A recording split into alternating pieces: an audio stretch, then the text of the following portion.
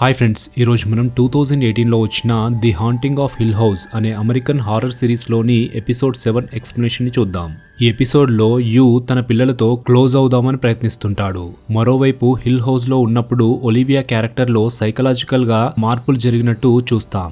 నెల్ మరణం కుటుంబ సభ్యులందరినీ కలిచివేస్తుంది. అసలు ఆ హిల్ హౌస్లో ఏం జరుగుతుంది, ఆ హారర్కి మిస్టరీకి ఎవరు కారణం అన్న విషయాలు కొంతవరకు ఈ ఎపిసోడ్లో తెలుసుకోవచ్చు. ఇక ఆలస్యం చేయకుండా వీడియోలోకి వెళ్ళిపోదామా? నా పేరు ప్రశాంత్ కార్తిక్, మీరు చూస్తున్నారు cinema my world. Let's get started.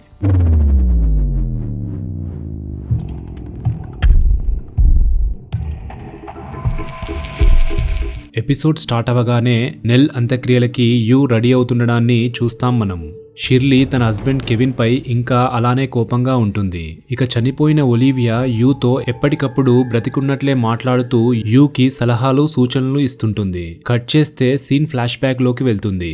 ముందు రోజు రాత్రి వచ్చిన తుఫాన్ తాకిడికి డ్యామేజ్ అయిన హిల్ హౌస్ లోని కిటికీలు గోడల్ని సెట్ చేయడానికి యూ డడ్లీ అనే అతనితో మాట్లాడుతుంటాడు. అక్కడే ఉన్న స్టీవెన్ వాల్ని టచ్ చేసి చూసి అది లోపలికి పోతుందేంటి అంటాడు. చెక్ చేసి చూస్తే వాల్స్ చాలా మట్టుకు లోపలికి పోతుంటాయి. పగలగొట్టి చూస్తారు. లోపల బ్రిక్స్తో కట్టిన వాల్ కనిపిస్తుంది. దాని కండిషన్ని తెలుసుకోవడానికి యూ ఫోటో తీస్తాడు. ఫోటోలో ఎవరో వ్యక్తి ఉన్న నీడ వాల్పై ఉండడాన్ని చూసి కొంత షాక్ అవుతాడు. గోడ లోపల నుంచి ఏవో చిన్న చిన్న శబ్దాలు వస్తుంటే ఎలుకలున్నట్టున్నాయి అనుకుంటారు. సీన్ మళ్ళీ ప్రెజెంట్లోకి వస్తుంది. నిన్న రాత్రి నుంచి షెర్లీ బిహేవియర్లో తేడా కనిపిస్తుంది. ఏంటి విషయం అంటూ యూ థియోని అడిగి తెలుసుకోవడానికి ప్రయత్నిస్తాడు. కానీ థియో ఏం చెప్పదు. నెల్ని చూడడానికి ఆంట్ జెనెట్ వస్తుంది. అంత్యక్రియలకి వెళ్లేందుకు అందరూ సిద్ధమవుతుంటారు.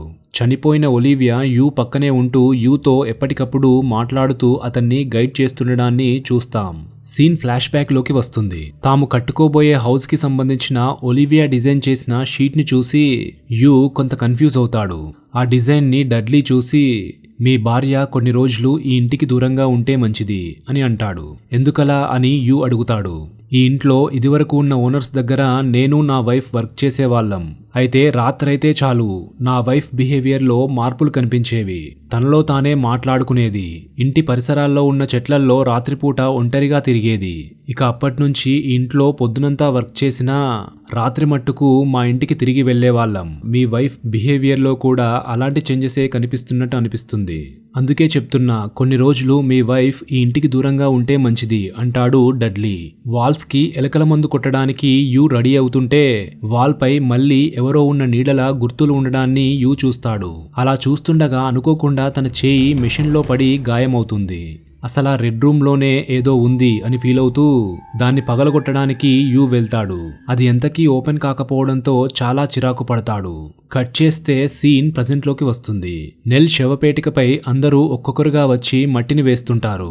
లూక్ వచ్చి మట్టి వేద్దాం అని చూస్తుండగా నెల్ ఆత్మ అక్కడ కనిపిస్తుంది. షాక్ అయి చూస్తుండగా లూక్ ని సమాధిలోకి ఒలివియా ఆత్మ చేయి పట్టి లాగుతుంది. వెంటనే స్టీవెన్ వచ్చి లూక్ ని బయటికి లాగుతాడు. అక్కడ అమ్మ ఉంది, నెల్ కూడా ఉంది అని లూక్ స్టీవెన్ కి చెప్తుంటాడు. అదంతా నీ భ్రమ. అమ్మకి నెల్కి సైకలాజికల్గా చాలా ప్రాబ్లమ్స్ ఉండే. ఇప్పుడు నీకు కూడా అలానే అవుతుందా అని స్టీవెన్ అంటూ కేర్ఫుల్గా ఉండు, ఏం కాదు అంటాడు. సీన్ ఫ్లాష్ బ్యాక్ లోకి వెళ్తుంది. నిద్రపోయిన యూ పైన ఒలివియా కూర్చొని స్క్రూ డ్రైవర్ని యూ గొంతుపై పెట్టి ఉండడాన్ని చూస్తాం మనం. యూకి మెలకువ వచ్చి చూసి ఏం చేస్తున్నావు అంటూ కొంత కంగారు పడతాడు. ఒలివియా ఏం మాట్లాడకుండా ఏదో నిద్రలో ఉన్నట్టు ప్రవర్తిస్తుండడంతో ఒలివియా అంటూ గట్టిగా అరుస్తాడు. ఒలివియా కాన్షియస్ లోకి వస్తుంది. తనకి తెలియకుండానే యూని చంపుదాం అని ఒలివియా ప్రిపేర్ అవుతున్నట్టు తెలుసుకుని షాక్ అవుతుంది. నువ్వు గీసిన ఇంటి ప్లాన్ ని చూడు.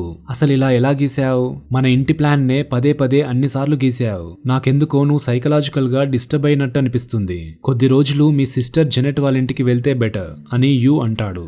తానెందుకు అలా ప్రవర్తిస్తుందో అర్థం కాని స్థితిలో ఒలివియా ఉంటుంది. వాల్పై ఎలుకల మందు స్ప్రే చేస్తున్న యూకి లోపల నుంచి ఏవో శబ్దాలు వినిపిస్తుంటాయి. ఇక లాభం లేదని వాల్ని బ్రేక్ చేసి చూస్తాడు. లోపల చాలా ఏళ్ల కిందటి డెడ్ బాడీ ఉండడం కనిపిస్తుంది. అంతే, యూ ఓ రేంజ్లో షాక్ అవుతాడు. పోలీసులు వచ్చి చూస్తారు. ఆ dead body hill house original owner అయిన విలియం హిల్ది అని తెలుసుకుంటారు. అసలతను అలా వాల్ లోపల ఎలా ఉండిపోయాడు అని యూ అడుగుతాడు. లోపలి వైపు వెళ్లి వాల్ కట్టుకున్నాడు. చూస్తే అలానే అనిపిస్తుంది. అలా గోడ కట్టుకుని ఉండిపోయాడు. అలానే చనిపోయాడు అని పోలీస్ ఆఫీసర్ చెప్తాడు. అసలు ఈ హౌస్లో ఇంకా ఇలాంటివి ఎన్నెన్ని చూడాలో అని యూ ఫీల్ అవుతుండగా సీన్ ప్రజెంట్ లోకి వస్తుంది.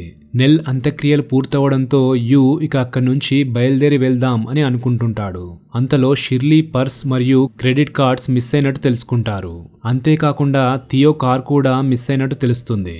డబ్బుల్ని కార్ని లూక్ తీసుకొని ఎవరికీ చెప్పకుండా పారిపోయినట్టు అందరికీ అర్థమవుతుంది. 90 రోజులు రిహాబ్లో ఉండి వాడు మారిందేముంది, బయటికి వచ్చాక డ్రగ్స్ తీసుకోకుండా ఒక్కరోజు కూడా ఉండలేకపోయాడు అని స్టీవెన్ కోపంగా అంటుంటాడు. అంతలో అక్కడ బ్లడ్ మరకలు ఉన్నట్టు థియో యూ చూస్తారు. అలా చూస్తూ ముందుకు వెళ్తుంటే ఒలివియా దయ్యం థియో వైపు పాక్కుంటూ వస్తుంది. అంతే, షాక్ అయి థియో అరుస్తుంది. మళ్ళీ చూస్తే అక్కడెవరూ కనిపించరు. ఒలివియా దయ్యాన్ని థియోతో పాటు యూ కూడా చూస్తాడు. కట్ చేస్తే సీన్ ఫ్లాష్ బ్యాక్ లోకి వెళ్తుంది. హిల్ హౌస్ లోంచి అందరూ పారిపోయిన చివరి రోజున యూకి రెడ్ రూమ్ డోర్ ఓపెన్ అయి ఉన్నట్టు కనిపిస్తుంది. పరిగెత్తుకుంటూ రూమ్ దగ్గరికి వెళ్తాడు. బ్లాక్ ఫ్రేమ్ పడుతుంది.